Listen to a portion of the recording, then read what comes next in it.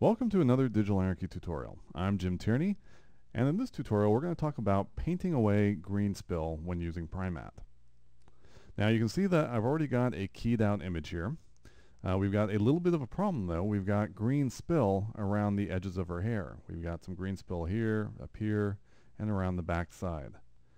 And you can see that if I turn off the white background, there's just transparency around her, so the key's already been created. We've just got to deal with the spill.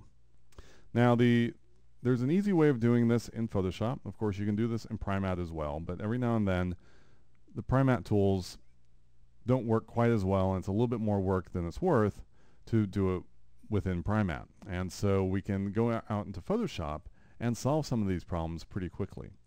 So what I'm going to do, the first thing is to lock the transparency of my layer here, and I come up to the lock menu here and click on the checkerboard box, and that locks my layer, and you can see the little padlock next to my layer there. And what this means is that when I make adjustments to this layer, it's only going to affect the pixels that are already existing. The transparency, if I try to paint or if I blur or do anything like that, nothing's going to happen in the transparent areas. It's only going to happen within the existing pixels already. So if I come up here and I do a big Gaussian blur, you can see that it's only going to affect the existing areas. Now this is really useful for painting, because what we can do is now paint this green away. And the way to do that is to select our paintbrush, make sure it's set to color blend mode. Now, of course, the regular setting is normal, and that just paints right over the existing pixels. So if I had a brownish color, I would just start painting that in. But if I have it set to color, the only thing the paintbrush is going to do is affect the color of these pixels. And so it's going to leave all the shading, all the detail in there, just adjust the color. And so set a brush size that's appropriate to your image. And we can come down with the eyedropper tool and select a color that we think is similar to her hair where the green is. So in this case, it's going to be kind of a darker brown. And that should be okay. And of course, we can either use the eyedropper tool or hold down the Option or Control key, I believe. Or actually, it's the Alt key on Windows. But the Option key on Mac or Alt on Windows. And that brings up the eyedropper tool.